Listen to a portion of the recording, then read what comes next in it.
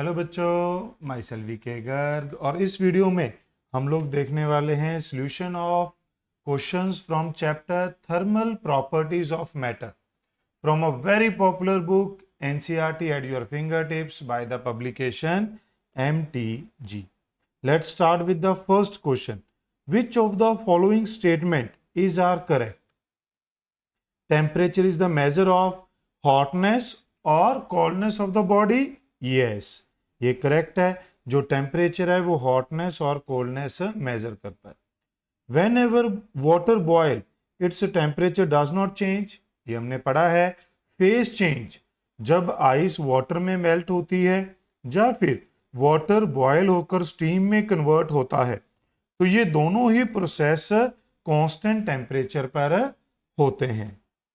तो does not change temperature, ये भी करेक्ट है. When water boil at room temperature, heat is flowing out of it? No. अब ये ऐसा क्यों लिखा गया है कि भाई जब बॉयल हो रहा है हम उसको हीट दे रहे हैं बट टेम्परेचर कांस्टेंट है, तो क्या हीट बाहर जा रही है? No, heat is consumed in changing the state. तो हीट जो है वो वाटर मॉलिक्यूल के अंदर ही रहती है. तो ये क्या हो जाएगा बच्चों? गलत. तो आंसर क्या आ जाएगा इसका? D option. Moving toward next question.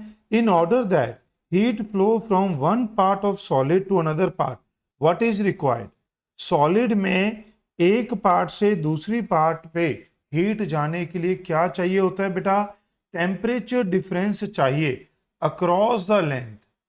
Temperature difference across the length बच्चों, that is called temperature gradient. Temperature gradient हमको चाहिए. ओके. नेक्स्ट है, how much work can be done from 100 calorie of heat energy. 100 calorie से कितना work किया जाता है? तो वर्क को, जो वर्क है वो हीट के बराबर होगी. 100 कैलोरी, कैलोरी को अगर आप जूल में कन्वर्ट करेंगे तो 4.2, तो ये हो जाएगा 420 जूल. ओके बेटा, समझे? जितनी हीट है उतना मैक्सिमम वर्क हम लोग कर सकते हैं, बस हमें कैलोरी को जूल में कन्वर्ट करना था. ये एक बहुत ही इंपॉर्टेंट स्टैंडर्ड क्वेश्चन है, सबको रिजल्ट याद होता है. Temperature which has same numerical value on Celsius and Fahrenheit scale. Conversion क्या होती है बेटा? सेल्सियस माइनस उसका lower fixed point ice point 0, boiling point minus freezing point. ऐसे ही Fahrenheit minus lower fixed point यानी कि ice point, highest point 212 minus 32, ये होता है बॉइलिंग पॉइंट, ये होता है फ्रीजिंग पॉइंट. अगर हम देखें तो सेल्सियस में और फ़ारेनहाइट में वैल्यू सेम है, तो मैं इसको x मान लेता हूं. ये आ गया x/100, ये आ गया x-32 डिवाइड बाय 180. हमने लेट कर लिया कि दोनों में न्यूमेरिकल वैल्यू क्या है? सेम. अब अगर आप देखें 20 पे कट करें, ये 5, ये 9, तो ये क्या होगा? 9x 5x minus 160. तो ये क्या बच गया बच्चों? 4x equal to 160. तो x क्या आ जाए माइनस का? -40 डिग्री. तो 40 डिग्री -40 पे डिग्री सेल्सियस और फ़ारेनहाइट बराबर होते हैं. नेक्स्ट क्वेश्चन देखिए बेटा. When the thermometer is taken from the melting ice to warm liquid, the mercury level rise to this. The distance between the lower and upper fixed point. Lower and upper fixed point बेटा, lower fixed point होता है 273.15, upper fixed point होता है 373.15. इसमें से मान लो ये height कितनी है? L, 0 से L. वो कितनी हाइट पर गया बेटा? 2/5 हाइट तक राइज करता है. 2/5 हाइट तक राइज करता है. तो इसका मतलब ये जो टेम्परेचर चेंज होगा, कोरोस्पोंडिंग टेम्परेचर चेंज कितना होगा? जितना ये टोटल है उसका 2/5 बेटा. कोरोस्पोंडिंग टेम्परेचर चेंज क्या होगा? ये लेंथ का 2/5 है, तो ये गैप का 2/5 होगा बेटा. तो गैप कितना है? 373 माइनस 273.15. क्या ये बात समझ में आई आपको? ये जो लेंथ है ये इस गैप को रिप्रेजेंट करती है, ये इसका 2/5 है। तो यानी कि ये वाला जो टेम्परेचर राइज हुआ होगा ये भी टोटल का कितना होगा, 2/5। टोटल कितना है बच्चों, 100। तो ये हमारे पास 40। अब हमें ये वाला टेम्परेचर निकालना था, कितना है, तो ये वाला टेम्परेचर माइनस ये चेंज है, तो इनिशियल टेम्परेचर कितना था, 273। तो ये कितना आ गया बेटा, उधर जाके 273.15 ऐड हो जाएगा, इट इज 313.1। तो क्या आंसर बनेगा, बी ऑप्शन। ओके, बहुत सारे बच्चे क्वेश्चन की स्टेटमेंट को नहीं समझ पाते, मैं फिर से पढ़ के बताता हूं। When a thermometer is taken from melting ice, ये मेल्टिंग पॉइंट है, टू वार्म लिक्विड, गर्म लिक्विड है, कितने डिग्री पे नहीं पता। जो मर्करी लेवल है वो कितने पे राइज हो जाता है, 2/5। मर्करी लेवल कितना राइज हो जाता है, 2/5 of the distance between lower and upper. 2/5 rise होगा जो टोटल डिस्टेंस है उसका between lower and fixed point के बीच। क्या ये समझ आया बेटा। फिर आता है ideal gas equation, strictly obey law, gas law under all condition of ideal gas. हम ये लिखते हैं real gas behave like ideal gas at high temperature low pressure. तो रियल गैस तो वो है जो आइडियल गैस की तरह इस तरीके से बिहेव करेगी, बट आइडियल गैस क्या है, which obey laws at all temperature and pressure, at all temperature and pressure. आगे बढ़ते हैं बेटा। नेक्स्ट है equation of the state of 15 gram oxygen at PV this. तो पीवी किसके बराबर होता है बेटा, इसको एनआरटी भी लिख देते हैं, म्यू आरटी भी। एम क्या होता है, मोल्स। तो ऑक्सीजन O2, तो इसमें हमारे पास 32 gram oxygen has equal to 1 mole बेटा।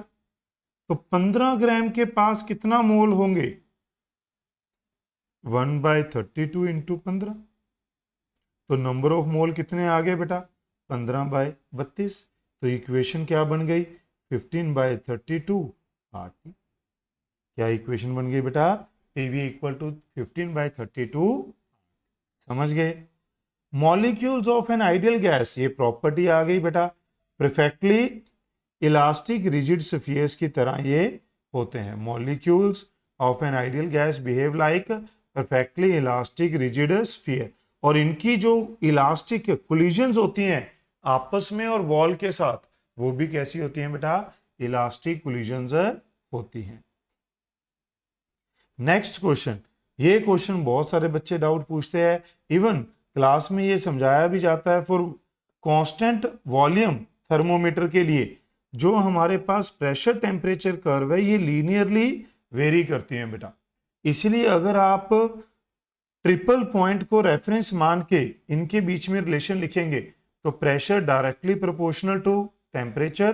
तो इक्वेशन क्या बन जाती है, T by triple point temperature at any pressure divide by pressure at triple point.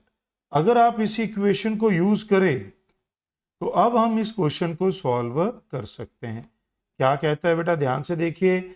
Ideal gas thermometer दिए हैं, ऑक्सीजन को यूज करते हैं और हाइड्रोजन को यूज करते हैं। ये ट्रिपल पॉइंट दिया है और ये हमारे पास नॉर्मल मेल्टिंग पॉइंट दिया गया है। What is the absolute temperature of normal melting point of sulphur as read by thermometer B. तो पहली बात किसकी बात की जा रही है, सल्फर। किसकी बात की जा रही है बेटा, सल्फर। बात समझ रहे हैं, सल्फर और किसकी बात की जा रही है, थर्मोमीटर बी की। कौन सा हमें टेम्परेचर फाइंड करना है, जब प्रेशर इतना हो। अब जब हमारे पास ट्रिपल पॉइंट ऑफ वाटर था तो प्रेशर कितना था, इतना था। तो मैं इसमें ये क्या यूज करूंगा, अब यहां पर आपको क्या पता होना चाहिए, by default triple point of water आपको पता होना चाहिए। तो ट्रिपल पॉइंट ऑफ वाटर हमारे पास क्या होगा बच्चों,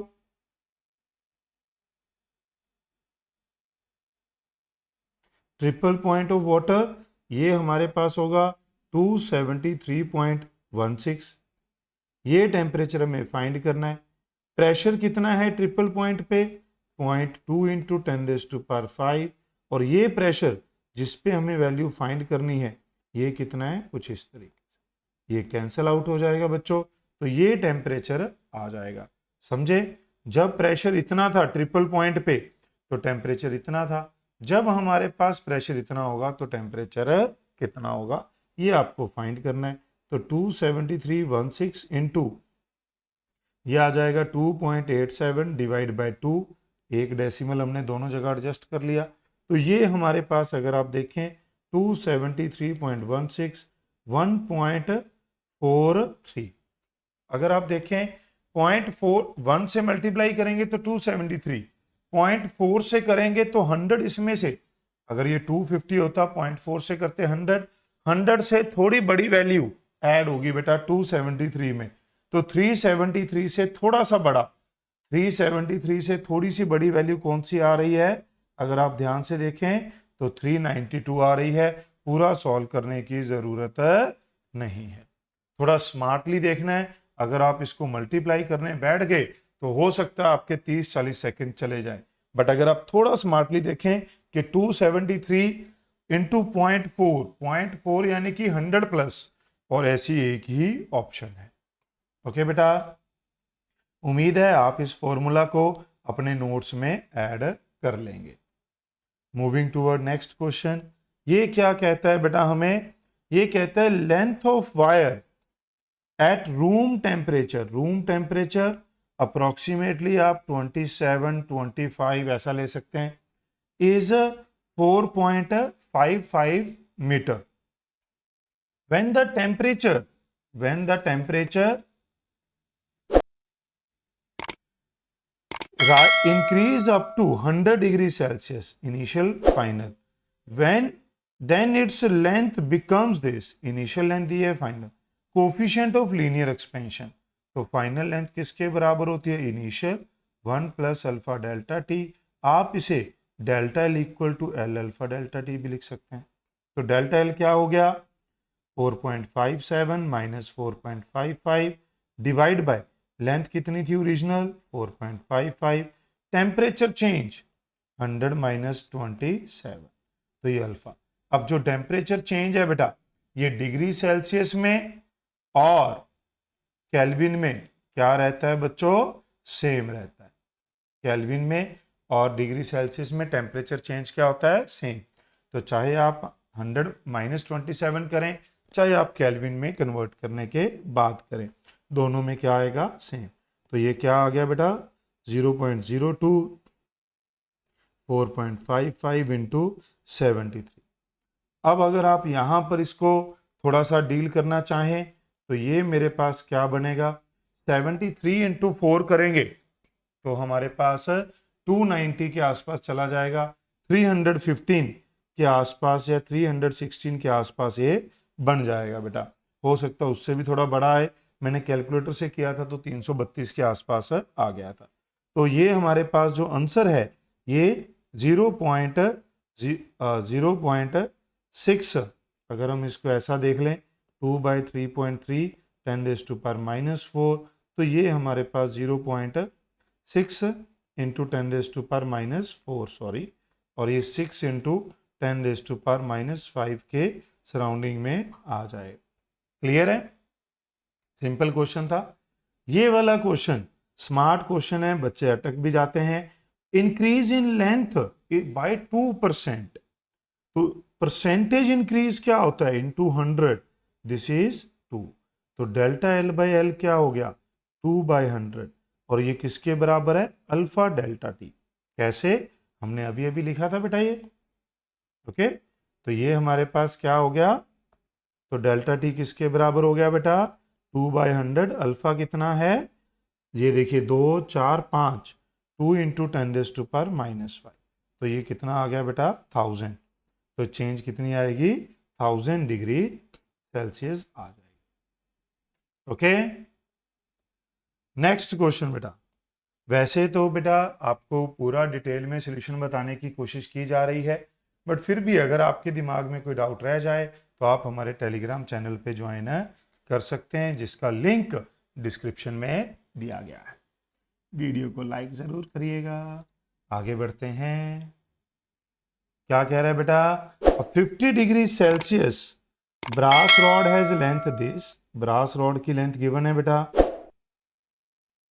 and a diameter 2 mm, it is joint to a steel rod.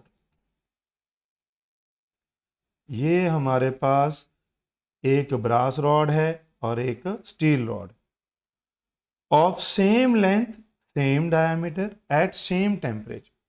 Change in length of composite rod हमें बतानी है। इट इज हिटर टू 250, पहले 50 था, कोफिशिएंट दिया है, तो टोटल चेंज इन लेंथ किसके बराबर होगी? Change in length in brass, change in length in steel, तो ये किसके बराबर होगा? Length of brass alpha brass delta T, length of steel alpha S delta S T. Length दोनों की बराबर थी तो कोफिशिएंट कॉमन आ गए, टेम्परेचर चेंज भी सेम है, तो टोटल चेंज लेंथ कितनी थी? 50। मुझे आंसर सेंटीमीटर में चाहिए तो मैं यहां सेंटीमीटर में रख लूंगा। अल्फा ब्रास का है 2 पावर 10⁻⁻5, स्टील का 1.2 पावर 10⁻⁻5। इस चीज का खास ध्यान रखते हैं बेटा, कुछ क्वेश्चन ऐसे होते हैं जिसमें ये एक 10⁻⁻5 दिया होता है, दूसरा 10⁻⁻4, तो आपको पावर का खास ध्यान यहां पर रखना होता है। यहां सेम है तो मैंने कॉमन निकाल ली। चेंज इन टेम्परेचर हम गए 50 से 250, तो कितना हो गया? 200। मेरा साथ दीजिए, इसको मल्टीप्लाई कर देते हैं, तो ये 3 और ये 4 जीरोज हो गई बेटा, ये हो गया 3.2, ये 10⁻⁻5, ये आ गया 0.32 सेंटीमीटर। जब कैलकुलेशन सिंपल होगी तो ऑप्शन बहुत पास होंगी बेटा, तो आपको ध्यान रखना है, आपको बड़े आराम से क्वेश्चन को सॉल्व करना है। नेक्स्ट क्वेश्चन है, बहुत सारे बच्चे इसमें डाउट पूछते हैं क्योंकि ये मल्टी कंसेप्ट क्वेश्चन है, रोटेशनल मोशन प्लस थर्मोडायनामिक्स और साथ में थोड़ा सा डिफरेंशिएशन। कहता है movement of inertia of rod about it's perpendicular axis is I. Movement of inertia perpendicular axis के अबाउट क्या होता है? ml²/12। When the temperature of rod is increased by delta T, increase in movement of inertia about the same axis. अगर मैं पहले direct बताऊं तो movement of inertia is proportional to L² and the change is very small. जैसे कि आप पिछले questions में देख रहे हैं, 1%, 2%, 1.5%, 2.5%, ऐसा चेंज इज वेरी स्मॉल। इसलिए जब हम डेल्टा आई बाय आई लिखते हैं तो we directly multiply the power, we directly multiply the power. ये कैसे आता है ये भी मैं आपको यहां बता देता हूं। अगर आप di बाय dl करेंगे तो यहां पर क्या होगा बच्चों? ये होगा 2l, इस dl को उधर मल्टीप्लाई कर दीजिए, m/12, मैंने काटना नहीं है, इसको ऐसे ही रख लिया बेटा। फिर आप इसको i से डिवाइड कर दीजिए बेटा। अगर आप इसे i से डिवाइड करेंगे तो मैं इधर डिवाइड कर दूंगा ml²/12 से। अब m/12 कट गया, l से l कट गया, तो di बाय आई क्या बच गया बेटा? 2 टाइम्स dl बाय, और उसी को हम ऐसे लिख लेते हैं फॉर स्मॉल चेंज। क्या ये बात समझ में आई बेटा सबको? क्लियर है? तो ये इस तरीके से लिखा जाता है। आप वर्क एनर्जी पावर चैप्टर में भी देख कर आए हैं और भी थर्मोडायनामिक्स में देख ही रहे हैं, रोटेशन में भी आपने ये चेंजेस देखी हैं, ग्रेविटेशन में भी देखी हैं। तो डेल्टा एल बाय एल किसके बराबर होता है बच्चों? Alpha delta T. तो ये मेरे पास किसके बराबर आ जाएगा? हमसे पूछा था, हमसे क्या पूछा था बेटा? Increase in movement of inertia, तो ये आ जाएगा 2α_i डेल्टा। तो क्या आंसर बनेगा? B option is the right answer for this question. Okay, moving toward next question बच्चों। Coefficient of volume expansion is gamma, fractional change in density. Fractional change in density, जो volume change होती है बेटा वो होती है gamma delta T. तो delta V by V क्या होता है? Gamma delta T. तो डेंसिटी जो होती है वो मास अपॉन वॉल्यूम होती है। तो डेल्टा रो बाय रो, क्योंकि चेंज इज वेरी स्मॉल, तो हम यहां पर फिर से किससे मल्टीप्लाई कर देंगे, पावर से। तो ये किसके बराबर होती है बेटा, माइनस गामा डेल्टा टी। यहां माइनस वाली कोई ऑप्शन थी नहीं वैसी, तो फ्रैक्शनल चेंज क्या कहलाती है, del change in rho divide by rho. जब परसेंटेज होती है तो इसी को 100 से मल्टीप्लाई कर दिया जाता है। Okay, moving toward next question बच्चों, which of the following graph correctly show the variation of coefficient of volume expansion of copper as function of temperature. अब ये ग्राफ क्यों पूछ लिया गया, क्योंकि ये एनसीईआरटी में गिवन है। डायरेक्ट एनसीईआरटी में coefficient of volume expansion of copper का ग्राफ गिवन है, तो आपको ये याद रखना होता है बेटा। क्लियर है। नेक्स्ट है अल्फा बीटा गामा, इनमें क्या रिलेशन होता है बेटा। ये हमारे पास अगर ऑब्जेक्ट जो है आइसोट्रॉपिक है, मतलब ऑब्जेक्ट की प्रॉपर्टीज सभी डायरेक्शन में सेम है, एक्स वाई जेड अगर क्यूब है तो तीनों एक्सेस के अलोंग, तब हम लिखते हैं beta equal to 2 alpha, gamma equal to 3 alpha. तो अल्फा आ जाता है बीटा बाय 2, गामा बाय 3। अब इनमें से जो रिलेशन आप बनाना चाहें, अगर आप अल्फा बीटा में देखना चाहें बेटा, तो बीटा बाय अल्फा क्या होगा 2, ये मैच नहीं कर रहा। बीटा बाय गामा देखना चाहें तो बीटा बाय गामा 2 बाय 3, तो ये हमारे पास मैच कर गया। गामा बाय अल्फा देखना चाहें तो गामा बाय अल्फा 3 होगा, ये मैच नहीं कर रहा। ये तो आप देख ही सकते हैं, तो क्या आंसर बन जाएगा, बी ऑप्शन बन जाएगा। नेक्स्ट क्वेश्चन है question number 17, volume of metal sphere increases by this when its temperature is raised by this, the coefficient of linear expansion। ऐसे क्वेश्चन बहुत पॉपुलर हैं, आगे चलकर बहुत सारे क्वेश्चन आने वाले हैं। वॉल्यूम चेंज गिवन है इनटू 100% गिवन है ना 0.24, तो डेल्टा वी बाई वी 0.24 दिया जाता है। वॉल्यूम पूछा गया है लीनियर एक्सपेंशन। आगे चलकर आप देखेंगे दिया जाएगा लीनियर, पूछा जाएगा वॉल्यूम। तो गामा को आप क्या लिख सकते हैं 3 अल्फा, अभी अभी हमने प्रीवियस क्वेश्चन में देखा था बेटा। और डेल्टा टी की वैल्यू कितनी है 40, सेल्सियस में हो या केल्विन में सेम होती है बेटा। तो अल्फा क्या बच गया 24 10⁻⁻⁴ 120।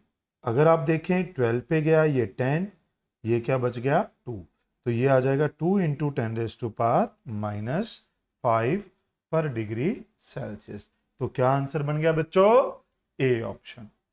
18th क्वेश्चन कहता है volume of the block metal changes by this %, ये भी उसी कंसेप्ट के ऊपर है बेटा, इनटू 100.12, तो डेल्टा वी बाय वी कितना हो जाएगा 0.12 divide by 100। The coefficient of linear expansion, इसमें भी वही काम करना है बेटा, गामा डेल्टा टी, ये आ गया 12 इंटू 10⁻⁻⁴। आप समझ रहे हैं ना ये कितना इंपॉर्टेंट है गामा और अल्फा, इसलिए क्वेश्चन सेटर ने यहां पर बुक सेटर ने आपको 2 क्वेश्चन एक साथ दे दिए बेटा, क्योंकि it is a very powerful and important relation जो आगे चलकर काफी सारे क्वेश्चन में यूज होने वाला है। ये 60, फिर से वही कैलकुलेशन, ये 10 पे 6 पे गया, ये 10, ये 2, तो ये 4 था, ये आ गया 2 इंटू 10⁻⁵, फिर से वही सेम आंसर बेटा। समझे। मूविंग टूवर्ड नेक्स्ट क्वेश्चन 19, ये बहुत ही अच्छा क्वेश्चन है थर्मल एक्सपेंशन का बेटा। क्या कहता है कि अगर हमारे पास कोई कॉपर प्लेट है, मैं आर्बिट्री ऐसे बना लेता हूं, कॉपर प्लेट, इसमें कोई होल है, जब मैं हीट करूंगा तो ज्यादातर बच्चों को लगता है कि ये मैटर यहां पर अंदर की तरफ आ जाएगा तो होल का साइज कम होगा, बट ऐसा नहीं है।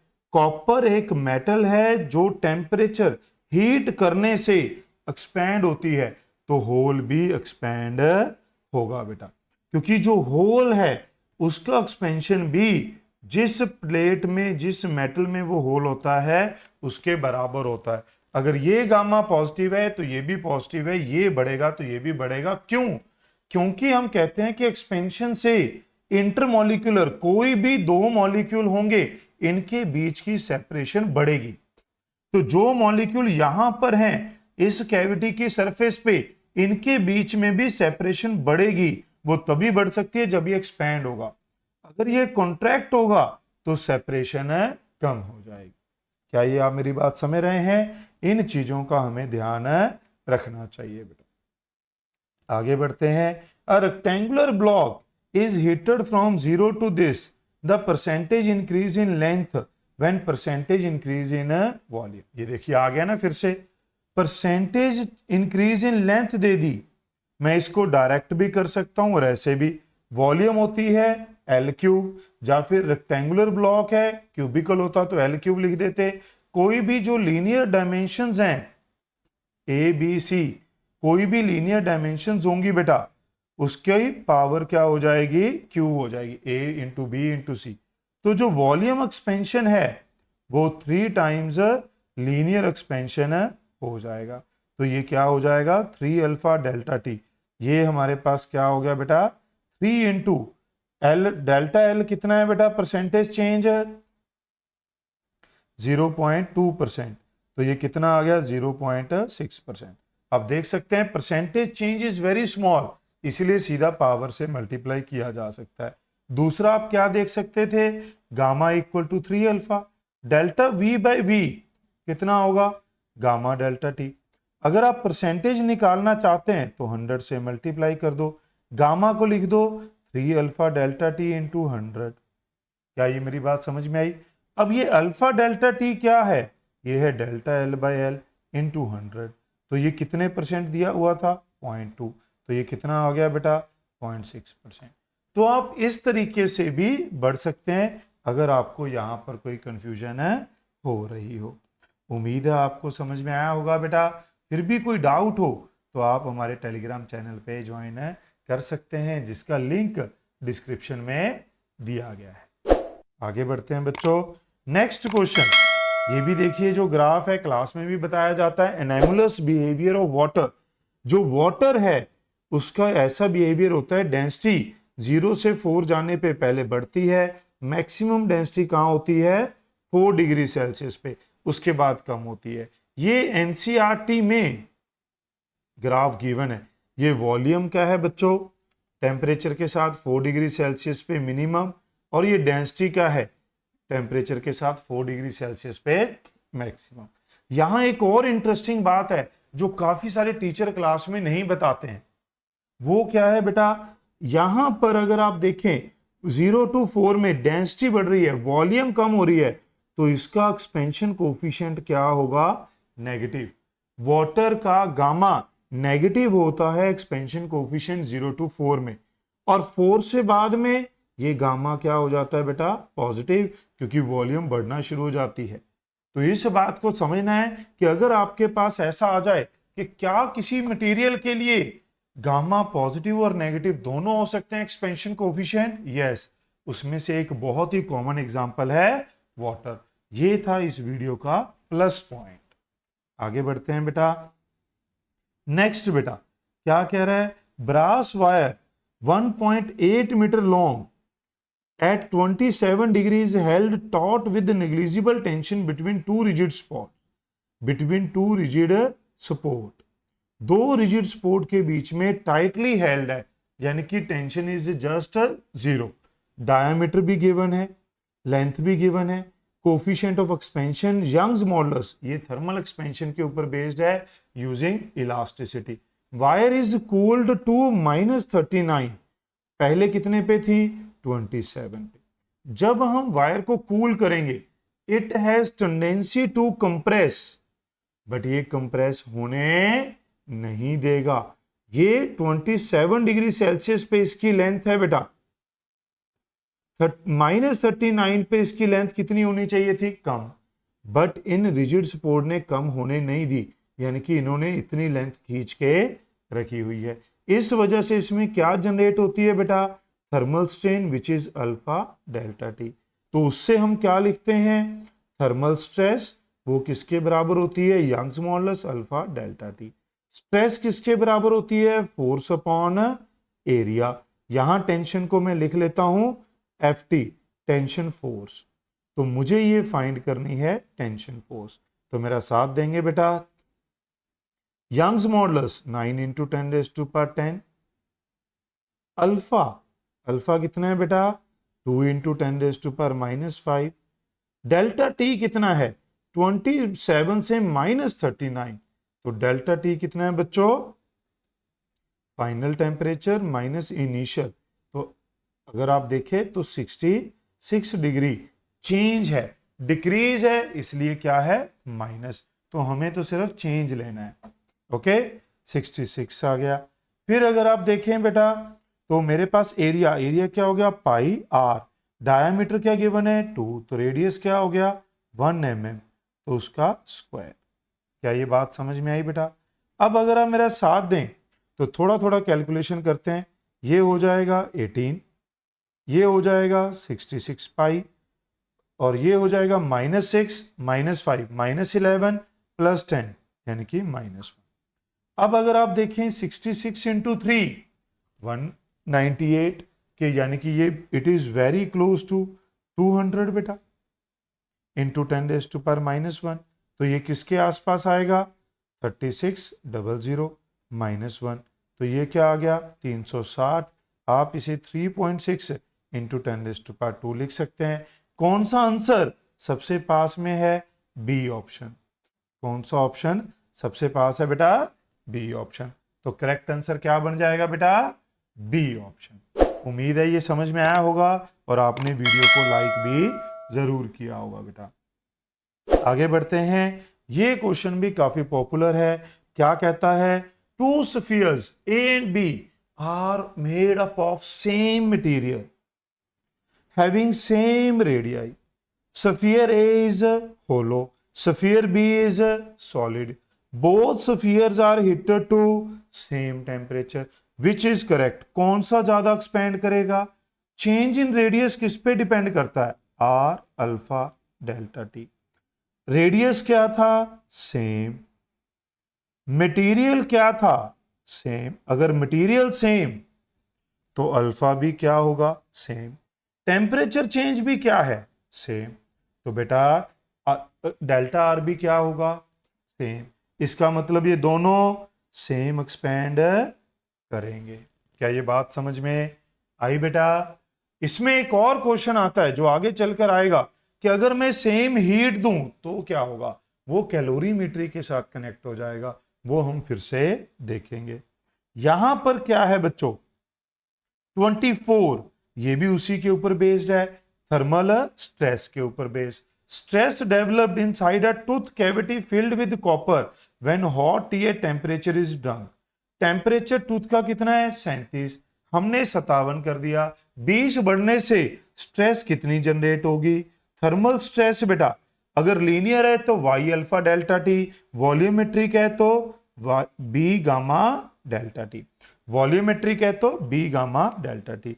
बल्क मॉडुलस कितना दिया है 140 इंटू 10⁻140 इंटू 10⁻9। अल्फा यहां पर देखिए जैसे हम पहले बात कर रहे थे, अल्फा दिया है, हमें क्या चाहिए गामा, तो यहां क्या आएगा 3 टाइम्स अल्फा। इस 3 का ध्यान रखना है। अगर आपने भी ये 3 लगाने में गलती की थी तो आप कमेंट में जरूर लिखें बेटा। तो ये आ गया बेटा। अब अगर आप इसको मल्टीप्लाई कर दें, देखिए बेटा ये 140, ये आ गया 5.1 इंटू 2 102 बेटा, 10.2 इंटू 0 था ना, तो ये आ गया 10⁻4।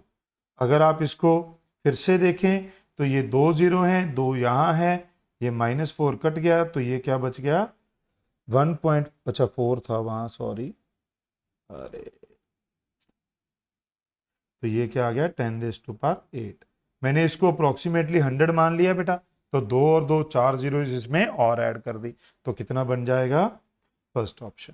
क्लियर है सबको? 25th बेटा, which one of the following substance has the highest specific heat. याद करने वाला है बेटा, water at room temperature and atmospheric pressure. ये हमारे पास सॉलिड और लिक्विड में होता है बेटा। यहां पर जो सब्सटेंस गिवन है उनमें से वाटर है, बट अगर आप गैस को भी इंक्लूड कर लें तो किसके पास सबसे ज्यादा स्पेसिफिक हीट होती है, ये आप कमेंट में जरूर लिखें। तो हमारे इस पार्ट 1 में यही 25 क्वेश्चन का सॉल्यूशन था। उम्मीद है आपको सभी क्वेश्चन का सॉल्यूशन समझ में आया होगा। नेक्स्ट पार्ट में हम लेकर आएंगे 26 to 50 बहुत ही जल्द। Thanks for watching. Remember to like, comment and share.